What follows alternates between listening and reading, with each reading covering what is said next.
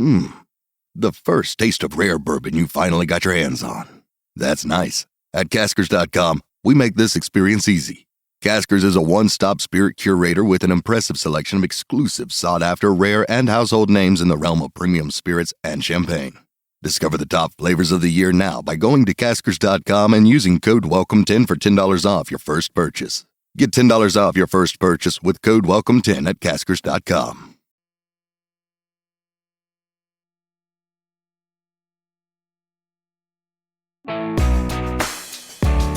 Welcome to the Attention Deficit Disorder Expert Podcast Series by Attitude Magazine.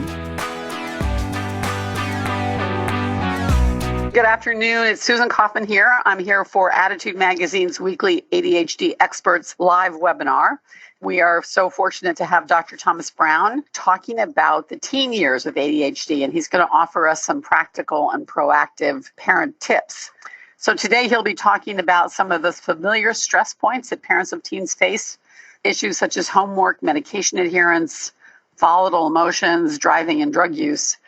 These topics are significant ones for parents of teens.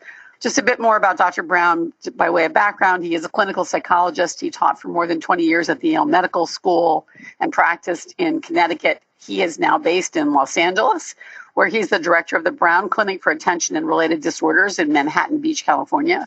He is the author of 5 really terrific books that I found super helpful. One was called, and you shouldn't miss this one, Smart But Stuck: Emotions in Teens and Adults with ADHD. And then his latest book, Outside the Box: Rethinking ADD and ADHD in Children and Adults. I cannot stress how clear and helpful his writing is on this topic. And you'll find much more about this on his website, www.brownadhdclinic.com. So let me go ahead and turn it over to Dr. Brown at this point. Thank you again for being here. Thanks, Susan. And welcome to all of you who tuned in. As we begin this conversation about how we can deal with our teenage kids, I would like you to take a moment to think a little bit about what it was like in your life when you're going through your teen years.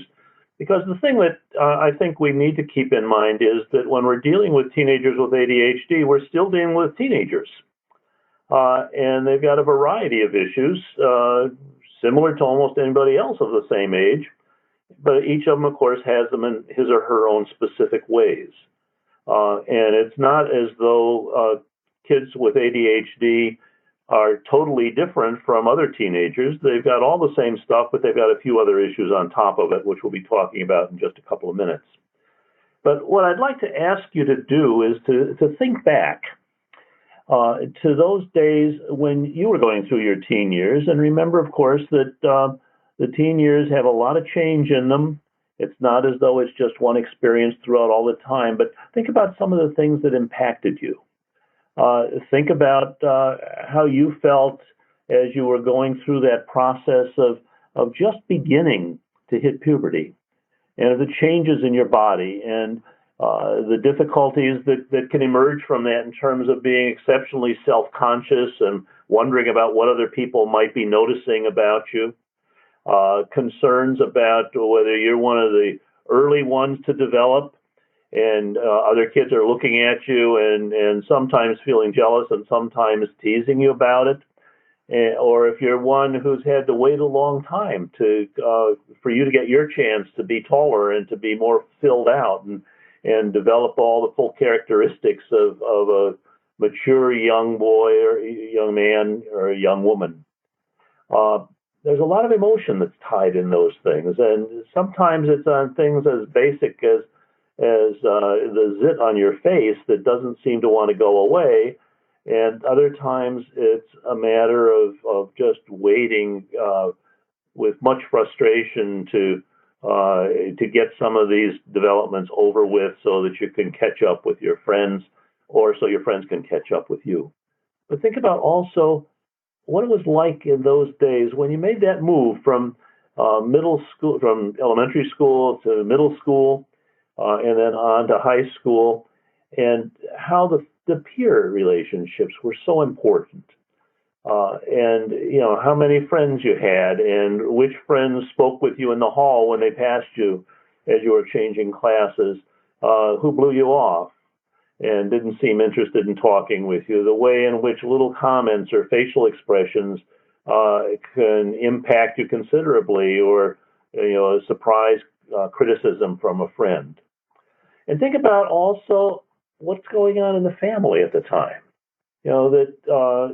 Who's getting along well with whom in the family, and whether you have parents who are getting along with one another, or whether there's a lot of struggle between the parents, or whether you're in a family where there's one parent or a blended family. Think about the ways in which that changes the pecking order and who's who, and think about how it affects you. And then on top of that, think about the challenges in school. In terms of the work, sometimes getting into classes where it seems like the teacher's just not able to explain things in the way that you're interested in learning them, where it's sometimes so boring that it seems like the hand of the clock is going around and around so slowly. And other times when it's exciting, other times when you just feel flooded, like you've got too damn much to do. And then along with that, the uncertainties about what's going to be next, whether you're thinking of yourself back when you were first entering high school, wondering what it was going to be like being the freshman with all the other kids older and bigger and knowing a lot more about the place than you did when you first come through the door, or whether you're a senior wondering about what are you going to do when you get through with high school. If you're applying for colleges, where can you get in and what it will be like there.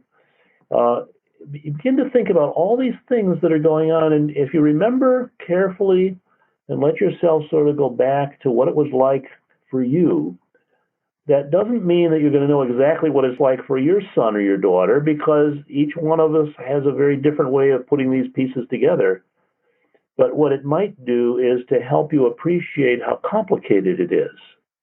Many times people talk about the teenage years as the best years of your life. But if you talk with most teenagers, they'll talk about how there's a lot that they have to struggle with. So I think what I propose is, if in this presentation, is begin with empathy. To try to remember what your own experience was and how puzzling and frustrating and how exciting and interesting it was at different times.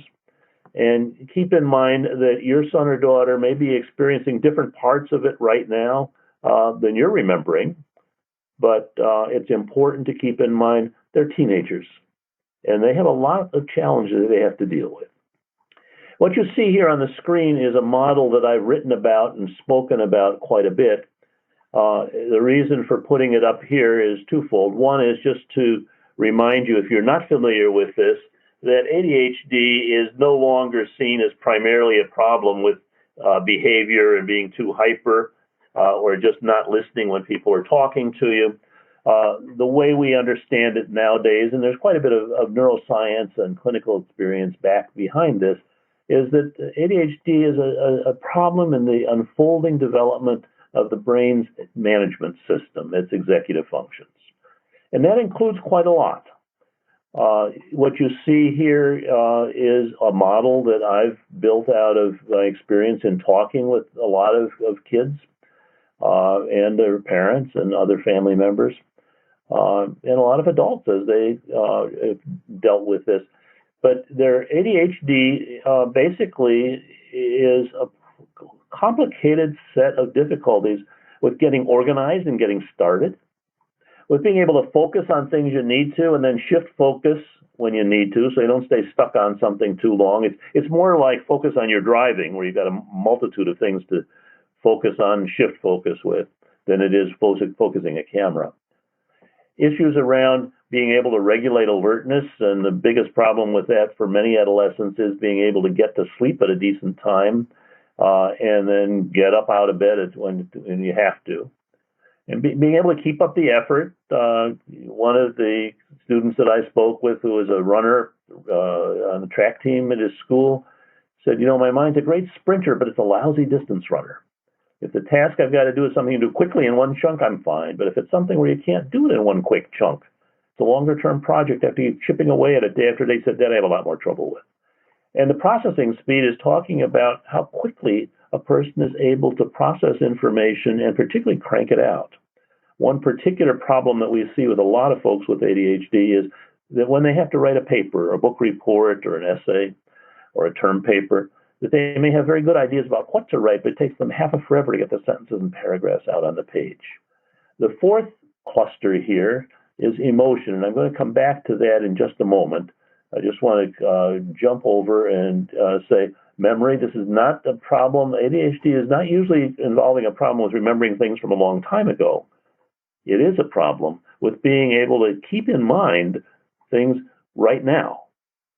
What somebody just said, what you were about to do, what you were planning to do, and what you just read, and what it said in the last paragraph when you get to the next paragraph.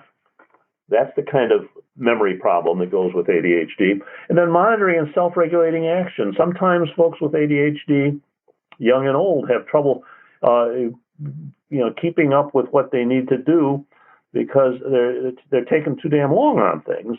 Other times it's like they rush through it as though the prize always goes to the person who gets done fast, regardless of how well they've done the task.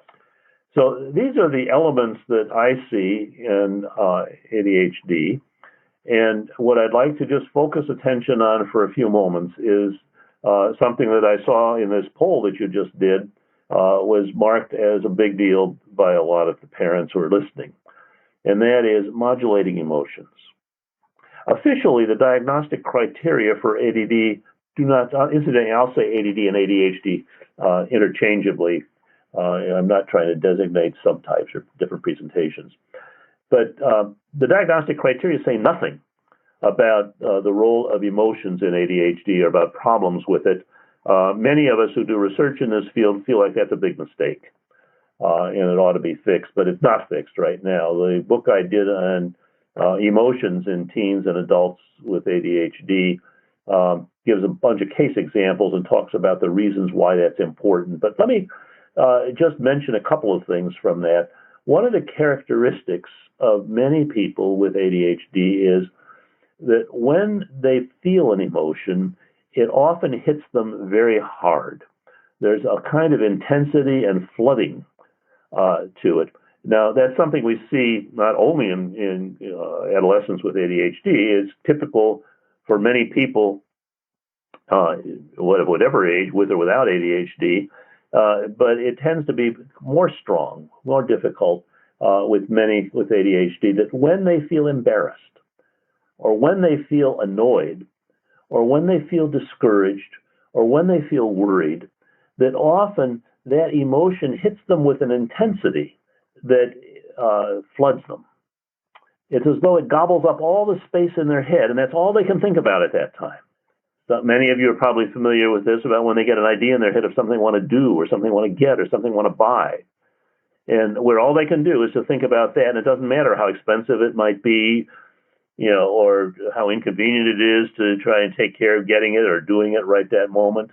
It just feels like it absolutely has to be at that time. And that can be relentless. But keep in mind that that ability that most people eventually develop to be able to modulate their reactions to things, to be able to say, chill out, it's not that big a deal. Or yes, it's disappointing that didn't work out, but maybe there's another way I can do it. Or the sort of thing that happens often with adolescents with ADHD is they get frustrated with us, their parents, and will speak with us as though we've never done anything good, that they don't appreciate anything that we've ever done, that we're simply the enemy at that moment. And that can get very intense and very hurtful. And sometimes that jacks up the reactions from parents. And I think any of us who have raised kids during their adolescent years know that we've lost our cool more than once. And it becomes 5 and I'll raise you 5, and can escalate to a point where everybody's later feeling bad about what they said. But what I'm calling attention to right now is that one of the factors that we know is common among many, although not all, adolescents with ADHD is that they seem to have a harder time than many other adolescents in being able to modulate, to keep the lid on emotions, or at least to keep a perspective so that when they're shooting their mouth off and expressing their frustration or anger or disappointment, that they can still remember they're talking to somebody they care about, and that there ought to be some limits in terms of where they go with it, with how intense they express what they're feeling. And keep in mind that that's true not only for when they get annoyed, but also when they get discouraged and when they're worried. And kids have ways, as I'm sure all of you know, of sweeping that stuff under the rug. And sometimes what happens is you see a kid who gets angry at a time when once you really get down and dig a little bit, you find out they're really scared to death about something or really feel embarrassed or discouraged. That often one emotion can cover another.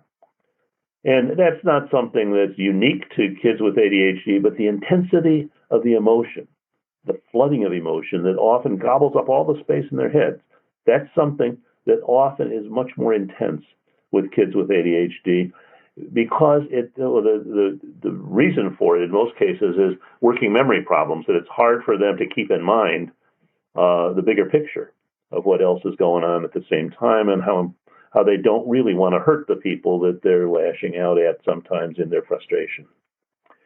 But the point here is that all of these various functions of the brain are involved in ADHD. These are the executive functions, and they intertwine. They work quickly, dynamically, and in fact, mostly unconsciously. So it's not like they think about all of this, they just do. I'd like to take a couple of minutes to help you think with me about what I call the central mystery of ADHD. And that is that this is what I call the situational variability of the symptoms.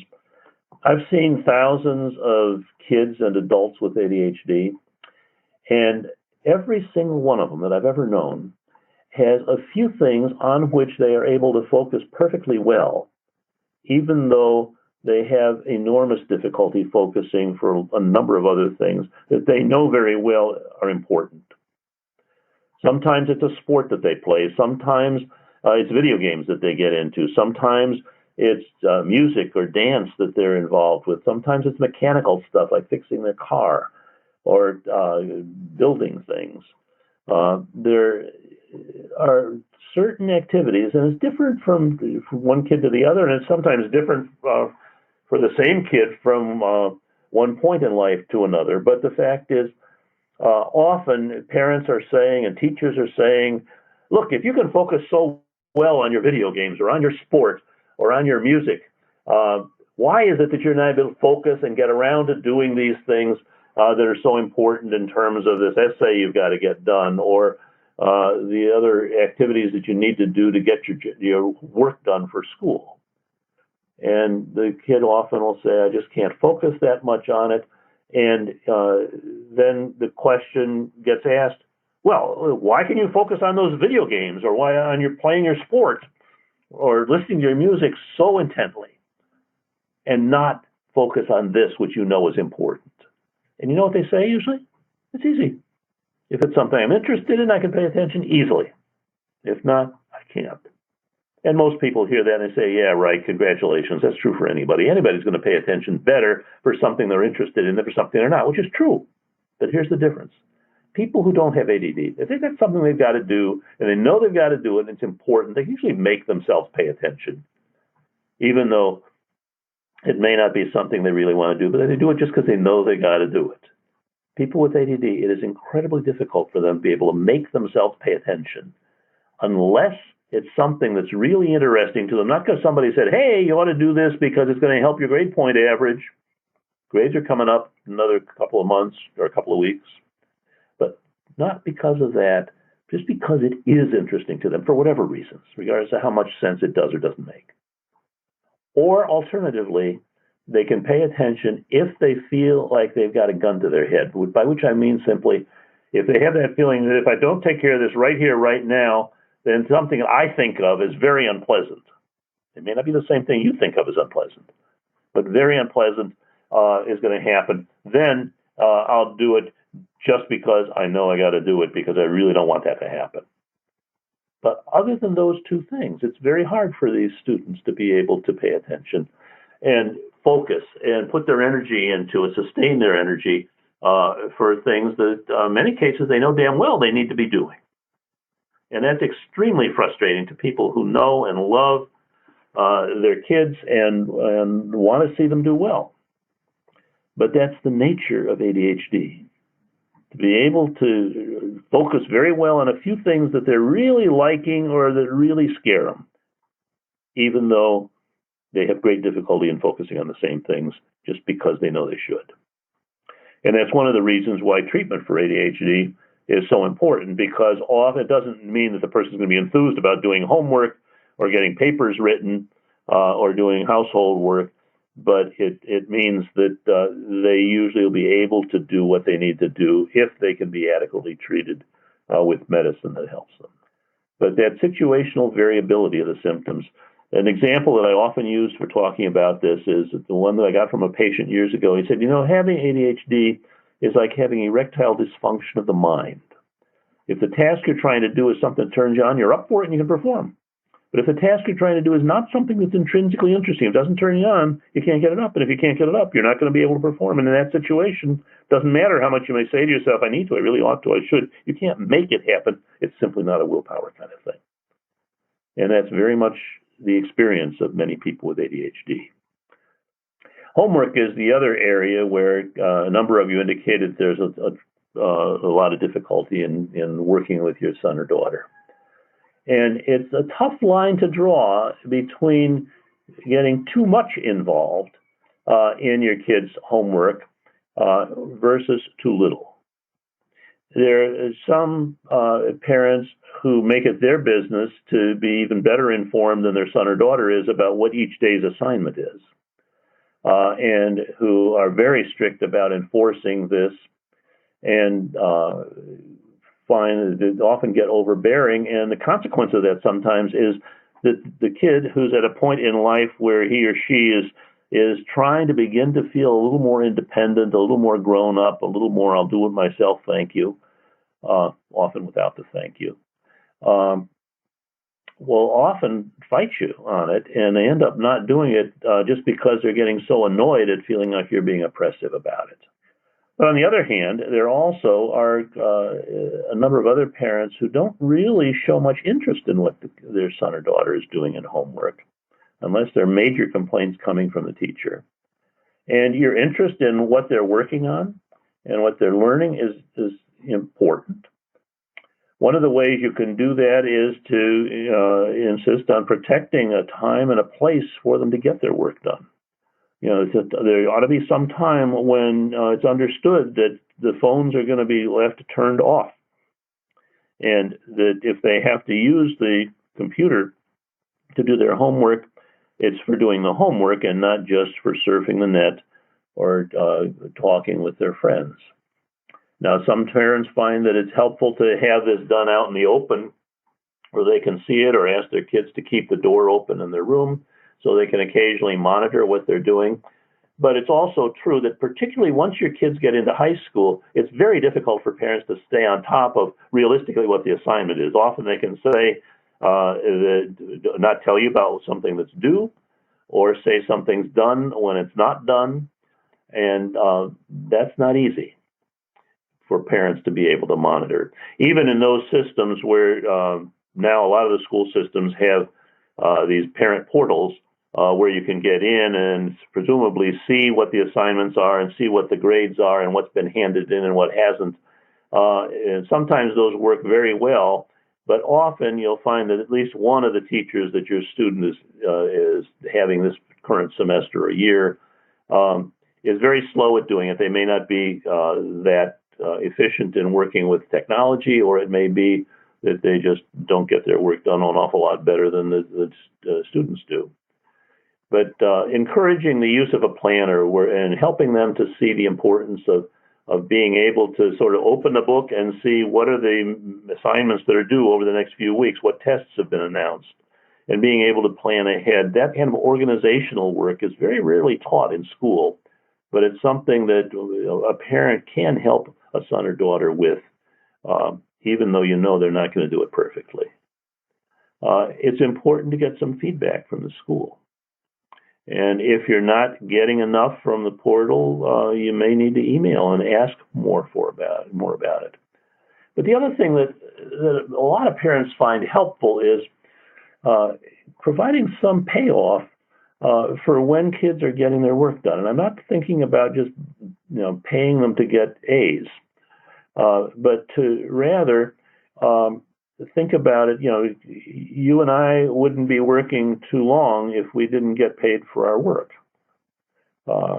And the fact is, if you're employed someplace, you want to be able to get something for it.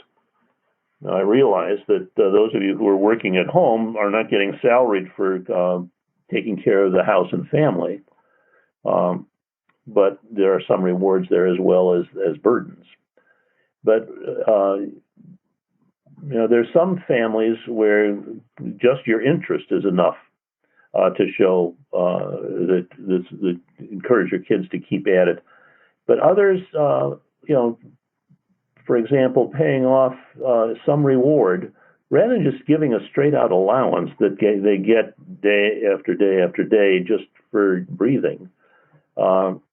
If you've got some system where they get maybe some minimal allowance for things they need, but that for some of the extras, that you might figure out a way with them that you might be able to offer some special rewards based on how the homework hand-in rate is and whether the preparation for tests and exams has been adequately done. But remember also that the payoffs don't all have to be money. Sometimes it's privileges that you can negotiate, a little more time when they can have access to their video games or their phones, a little more time with you, to be able to read with you or talk with you or go someplace and do something they're interested in. Or it may be just a few words about letting them know you can see what they're doing and you can see they're working hard and you appreciate it. Some of those things go a long way. It doesn't always have to be tangible rewards. Often, just your interest makes a difference. Now, I'd like to say a few things about medications. This is not a program that's focused primarily on medication, but I know that often parents of teenagers get frustrated because of difficulties about medication. And one of the things that I think is really important, and it's often overlooked, is that a person who's prescribing medicines for ADHD to your son or daughter needs to be involved in collaborating with you and with your son or daughter in order to fine-tune the dose and fine-tune the timing for the dose. And you need to be aware of the fact that while some physicians and nurse practitioners and physician's assistants who do this kind of work are really pretty good at it and quite experienced, there are many who've had very little training in it. And one of the facts that's not always known by some of these prescribers is that the stimulant medicines, the ones that are most often used for ADHD, the amount you need doesn't really have much to do with how old you are, how much you weigh, or how severe the symptoms are. It's how sensitive is your body to it. There are some very big kids who need very small doses, and there are some very small kids who need much bigger doses just because that's the way their body sensitivity is. And so getting that fine-tuning, usually we start with a baby-sized dose and then stair-step it up a little bit at a time to try to get something that'll work. But you also need to try to get a good fit for yours, not only for the dose, but also for the duration of coverage. You know, there's some of the medicines that are advertised as all-day medicines. Usually what that means is all school day. And for some, those medicines work just as long as the advertising suggests, but there are many where it doesn't, where they're metabolized more quickly and where they are having a lot of difficulties because, for example, it may run, sometimes the all-day medicine will wear off shortly after lunchtime. And so it's important to ask your son or daughter about what they notice about the medicine. Give them a chance to tell you anything they don't like about it and to get that information to the prescriber to see if there's adjustments can be made. And think about what it's like, for example, if you have a son or daughter who's involved in after-school activities like practice for a sports team or a part-time job or something, many of those kids can't get to doing their homework until the evening. And many, even if so-called long-acting medicines, may need a small booster dose of short-acting medicine in order to be able to do their homework when they've got time to do it after dinner. What do you do if your son or daughter flat out refuses to take medicine? These things are not available by suppository form. These are things you have to have them willing to take. Now, some kids will just decide that they're going to fight about the question of whether they're going to take medicine at all or not. And you can talk with them. It's important for them to have a clear understanding of what medicine does and what it doesn't do, because there's a lot of nonsense out there online and in the community. And so it's important to, if you don't have all the information, get yourself informed, but also ask the prescriber to talk with your son or daughter in a way which is not just lecturing, but also eliciting their response of what they think it'll do for them and what it's like when they do try to take it. If they flat out refuse to take it, and sometimes they'll be openly defiant, and sometimes they're just sneaky where they'll take it, pop it in the side of their mouth, and spit it out when they get outside the door. I've known some parents who found interesting supplies and stockpiles of medicine that has been deposited in that way. Usually what I suggest is that you don't force the kid to take the medicine, but what you do say is, look, I'm not going to punish you if you don't take the medicine, but if you are not doing your job is to be a student. And that means it's a split shift job, like the job of a waiter who has to go in to work lunch and then has to come back to work dinner. You've got what you have to do at school, you've got what you have to do for homework. Now, schools vary increasingly these days about how much homework they're expecting kids to do, but wherever they're going to school, that's what you've got to deal with. And if they are not doing well, if it looks like they're not putting in the effort, then there are going to be things they want from you that you can withhold. Whether it's a matter of paying for their use of their phone or getting them to go to certain activities or something. If you don't do your job, you don't get your rewards. You don't want to get locked into a pattern where you're withholding rewards for a long time. You keep it short and then give them a chance to fix it. The one other thing I'd like to mention about medicine, though, is rebound. This is something that they don't always tell you when you're getting a medicine. And let me just take a couple of minutes to quickly mention how this works. In this diagram, you can see that I'm just representing that you take the pill. It doesn't act quickly. Some of them kick in about a half an hour. Some it takes almost an hour and a half. And then it does its thing for a certain time, and then it comes down. And it depends on what the dose is that you've got and whether it's fast-acting or long-acting and so forth. But if during that time that's between what look like the goalposts here, your son or daughter is feeling wired, like they've had too many cups of coffee, or very racy, or very driven, or really irritable, or things are pissing them off that wouldn't normally bother them at all, or where they sort of get sort of flat emotionally, get too serious, they sort of lost their sparkle, their spontaneity. If that happens during the time the medicine's supposed to be working, and then it gets better, chances are the dose is probably too high or not a good medicine for them. However, if they don't have any of those things going on during that interval where the medicine's supposed to be working, say late afternoon, early evening, and then you get the onset of the wired, irritable, or loss of sparkle, that's a completely different problem. That's a rebound. And what it means is not that the dose is too high, because that you would have seen in the earlier stage. It means most likely that the medicine is dropping off too fast and they're crashing. And usually that can be fixed pretty easily if you give a small dose of the short-acting medicine shortly before the crash begins. But that's one of the reasons why sometimes kids do not want to take the medicine, because it may not make them feel depressed or anxious or uncomfortable, not like themselves during the time it's working. It may be when it's wearing off that they're having rebound. Drugs and alcohol, it's a concern of all parents, I think.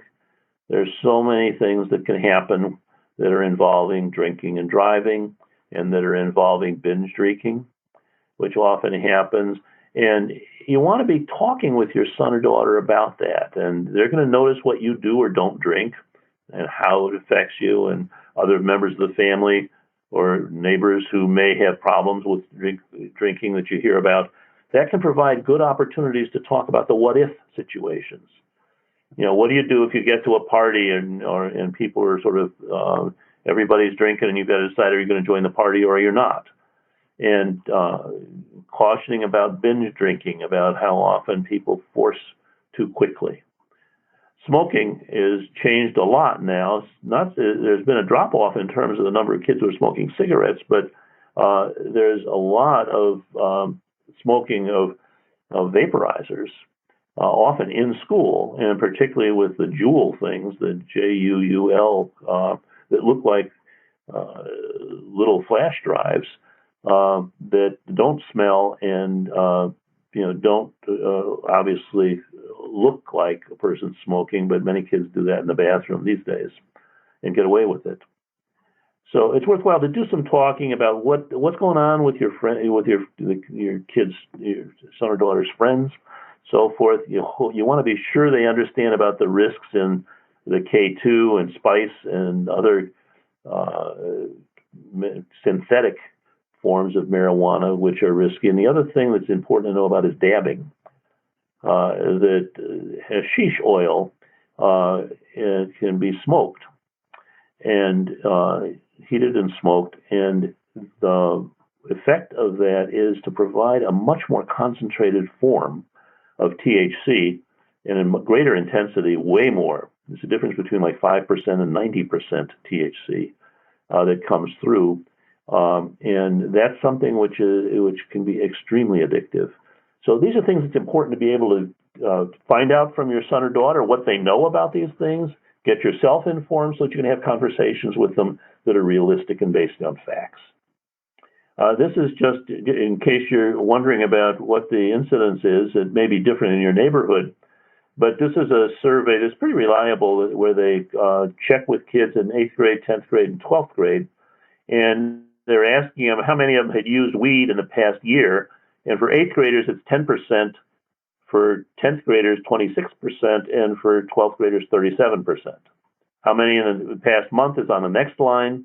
And then in the bottom, how many use it daily? A little less than 1% of the 8th graders, but it jumps up to in the 10th graders to 3, and then it doubles for 12th. So the point here is simply there's a lot of weed out there. It's very accessible in almost any community. And there's some kids who smoke a little, and it's not the best thing for them at all in terms of their brain development in the early teen years especially. But the reality is the stuff is out there, and it's important to have an honest conversation with your son or daughter about this and to work with them in thinking about how they're going to deal with it and what to do, how to deal with the situations where it comes up. Okay, so what kind of strategies are there? One of the things I'm suggesting is that I think it's important to model and encourage honesty. By modeling, I mean for you to be honest, to talk about things that you remembered, not just about your successes when you were a teenager, but also about some of the difficulties that you experienced. The kind of thing that you might be able to go back and think a little more about, and sometimes sharing your failures can be more valuable for your kids than to know your successes. Another is to have the one problem or two approach. By that I mean something very simple, and that is you let your kid know that if there is something they're doing that they know they should not be doing and that you're not going to be happy with, if they'll be honest with you about it when you make an inquiry or when there's reason for them to tell you about it, you're not going to react as much as you will if they lie about it. That's the one, the message is, look, if you did the wrong thing, you have one problem. If you do the wrong thing and lie to me about it, and I find out from somebody else later, you got two problems, and I'm going to respond accordingly. And it's also important, I think, particularly with teenagers, where you're trying to help them develop some independence and gradually be able to take care of themselves more, to make a difference between those situations where you really do need to require and say, look, this is the way it's going to be, and you need to do this, or there are going to be consequences in terms of what you want from me, versus other things where you can say, well, here's my opinion about it. I don't think it's a good idea if you do this. and here for these reasons, but you decide for yourself. And the older they get, the more important it is for them to be able to do that, because as long as you're running everything by fiat or trying to, that doesn't give them much room to really learn to make reasonable decisions themselves. The other is just a simple thing. You catch more flies with honey than you do with vinegar. Criticizing your kids, there are times you got to do it, and it's important to do it with kindness, but at the same time with honesty. But at the same time, you want to be giving more in the way of recognition for the stuff they're doing right, and praise them for those things. And don't watch your use of conversation with them so that there's not an excess of criticism. Keep in mind that, like us, when we were younger, they're going to learn from the consequences. There's some things you can tell them and tell them and tell them, and they just do not, get it until they feel the consequences of it. You can't protect them from that. And then finally, I think that just a basic rule in family is it's important to practice forgiveness. Forgiveness for yourself, for the times when you realize you're screwing up in terms of doing your job with your kids and with other members of the family, and also forgiveness for others, for the other parent who may be fighting you about how, you get these battles between parents where one of them is the kick-ass and the other one's the marshmallow.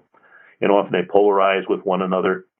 Each of them wants very much to help their son or daughter, but the fact is sometimes you polarize and you end up taking far more extreme positions against one another rather than putting your heads together to try to figure out what are the reasonable ways of dealing with this particular situation. But forgive yourself and your other people in the family, and also forgive the kids.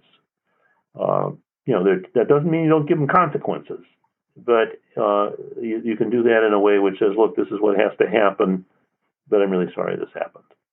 So there is no guidebook which is going to tell you what to do in each and every situation at all.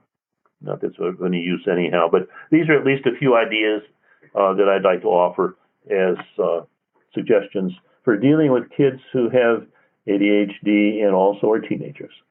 So let me stop here and see if there are any questions. Thank you. We've got some great questions here. Not surprisingly, Dr. Brown, a number of them relate to homework. And I think you hit upon something important that I see in the questions, which is how to tell when you need to, be involved and put in the consequences and when you need to step back. And I'll just give you two questions that relate to that topic. From Joy, how do I tell if my son can't do his homework or just doesn't want to? Is being honest or just trying to pull something? I don't know how to tell what's teen behavior and what's ADHD behavior. And then a similar question from Andrea, I think. The procrastination on things my teen doesn't want to do, including homework, has a huge impact on our day-to-day family life. It's constant stress, and I don't want to micromanage. He doesn't want me to micromanage. What do we do? So I think these are two parents who are wrestling with that very tough issue of what's ADHD and needs my intervention, what needs me to step back and let their consequences be what they may. So any thoughts on that dilemma? My first thought would be, is the ADHD carefully diagnosed first to be sure that that's actually what you're dealing with and not something like a learning disorder or a kid who's dealing with a lot of anxiety or who's depressed or who has a sleep problem. It's important to take a look at the overall picture and then to do whatever can be done that's going to help to alleviate it. If it's ADHD, I certainly don't believe that medication helps everybody. We know that our hit rate's about 8 for 10, but we also know that for some, the benefits of medication treatment are huge when it's adequately fine-tuned. For some, it's substantial, but not huge. Others, it helps a little, but not that much. And 2 out of 10, it doesn't do a damn thing. So I think that if you've got a kid with ADHD, it's doing them a favor to at least get a good evaluation and to see that if they are being offered medication treatment, that they've got accurate information about what it does and what it doesn't do, that they get a chance to get it fine-tuned, and are monitored by somebody who understands this and understands how to talk with kids as well as with parents. for the procrastination and so forth. For example, there are many kids who are on medicine during the school day. They come home, they've got no medicine covering them late afternoon or early evening, and then they're doing homework. It'd be like me. I'm very dependent on my eyeglasses. If I had to take my eyeglasses off at 6 o'clock at night, I wouldn't be able to read anything later in the day. Right. That's a great analogy. So that's something that's important. Another thing is you don't buy simply what the kid tells you. You also get information, and if you've got questions, ask to see papers that have been handed back. Ask to see papers that they're handing in. Don't just go with quarterly report cards. If you've got some questions about it, try to talk with the teachers and find out what they see. It's harder in high school because they'll typically have 5, 6, or 7 different teachers, and you often can't get. You certainly are not going to get day-by-day stuff. But if you've got a kid where the teacher's complaining that a lot of stuff is not getting handed in or they're not adequately preparing, then most schools will allow an arrangement where once a week you get a message from the teacher about how the kid is doing. Are they doing all right, or are they missing a lot of stuff? Or sometimes they'll just have guidance, give them a form that they can take that each teacher then can sign and bring them home. And if they bring it home and it looks good, you reward them. If they bring it home and it doesn't look good, you warn them or take some privileges until they bring the next one in that's better. Mm-hmm. Okay. Here's one that's sort of an interesting question that sort of relates to homework, but also relates to this emotional kind of intensity, I think. This is from Deborah, and she says, my 15-year-old son cannot mentally move past his own statements. Quote, I'll never use chemistry in my life. Why do I have to do this? We're in school all week. Why do they make us work on weekends? How do we support him and help him get past these sort of super negative thoughts in order to get the work done? It's an interesting question. Yeah. Well, I think it pays to be honest, and that is there are a lot of things you have to do in school that are not going to be helpful later. Okay. Some of the stuff you have to learn, you're never going to use. And you can't always tell which things you're going to use and which things you're not going to use. I think you can be honest about that, but you also have to tell them, you got a job. Your job is to be a student. And being a student is a job where some of the stuff you have to do, you do not want to don't see any benefit from, but you got to do it anyhow. And if you don't, there are consequences. Okay. And not to defend it as though everything's there. I think that's an example of being honest. There's a lot of stuff in school that's damn boring, and the relevance of a lot of it is not at all apparent. There are many kids who are having to learn algebra and calculus that are never going to use either one of them. And yet there's some things also about learning how to learn, because though most of the stuff you learn in high school is going to be outdated by the time you get out of high school, the fact is you learn how to find out about things. You learn how to discipline yourself to do the task even when you don't feel like it.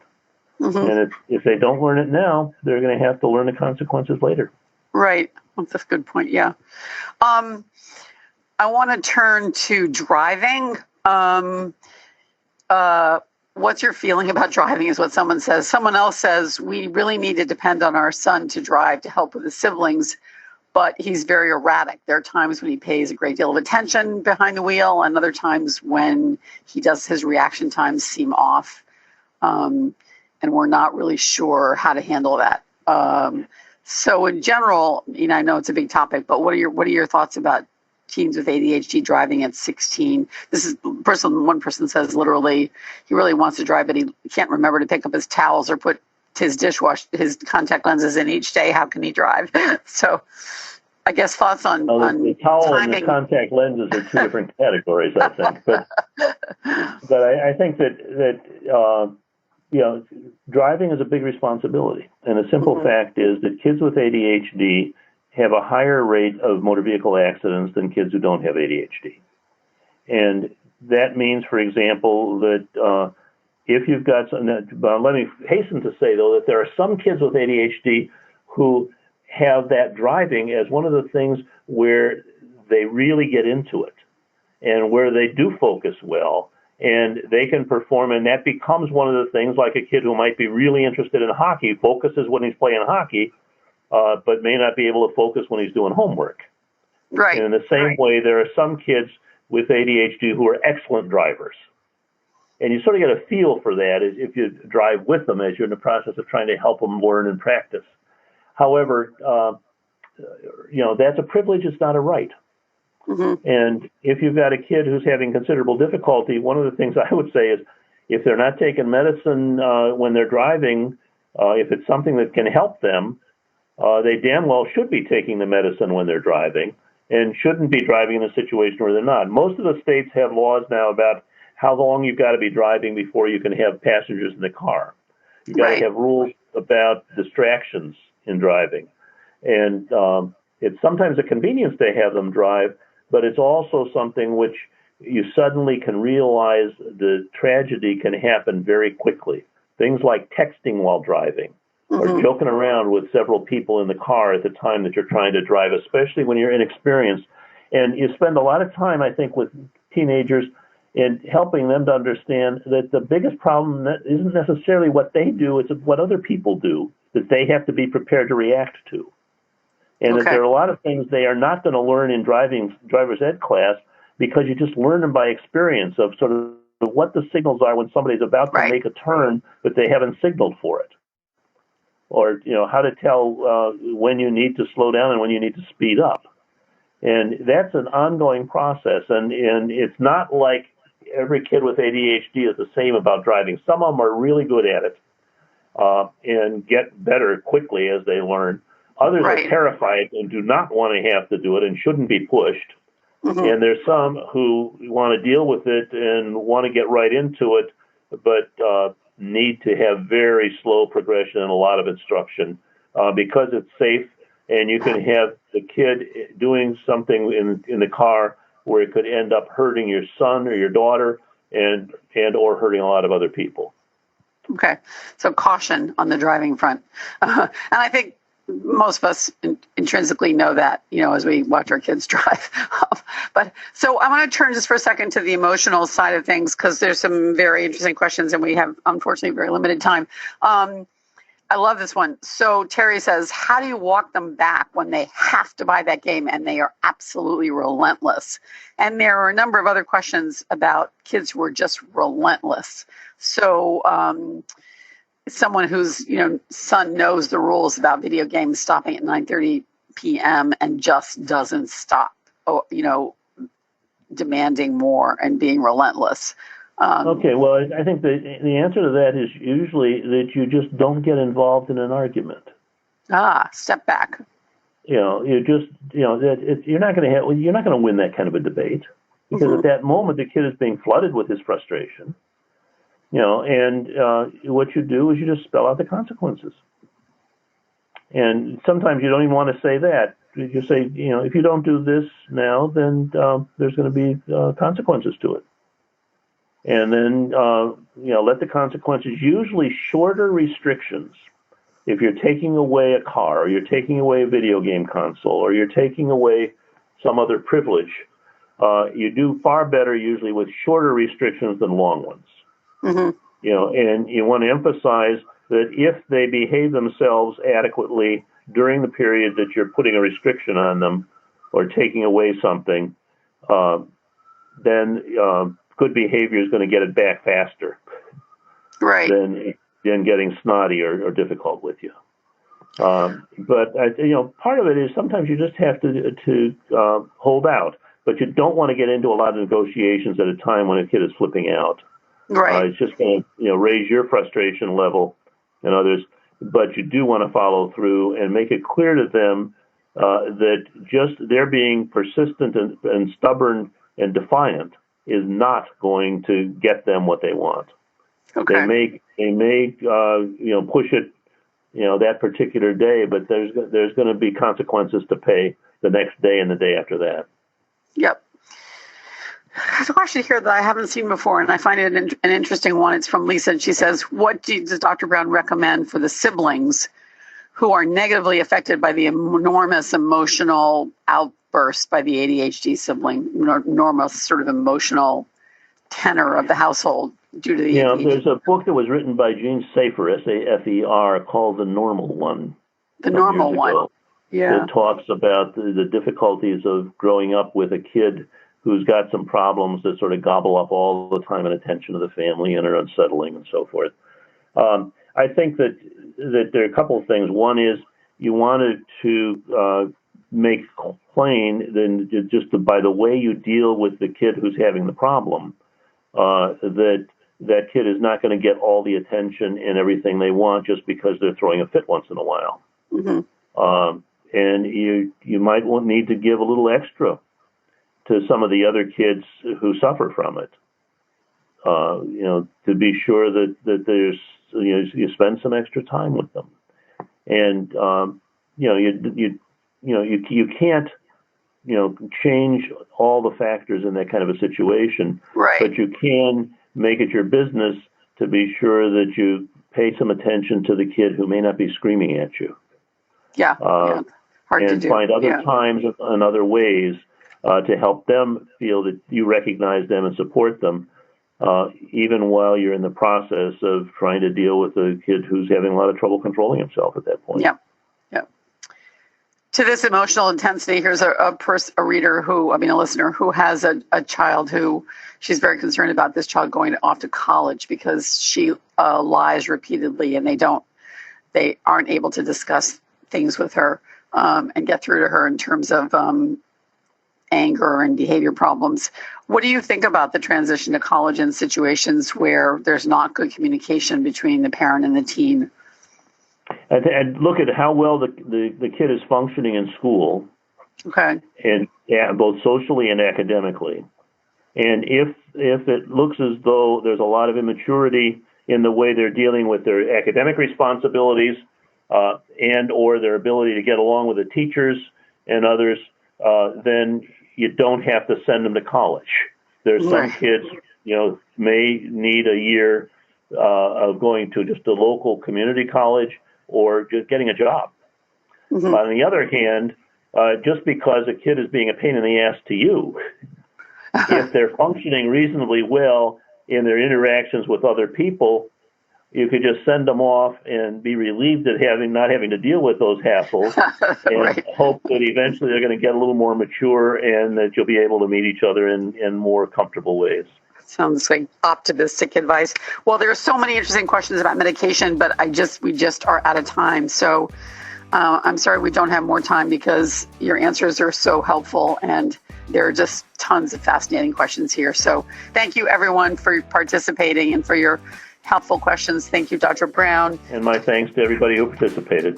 Thank you all. We're signing off now. For more Attitude podcasts and information on living well with attention deficit, visit attitudemag.com. That's ADDITUDEMAG.com.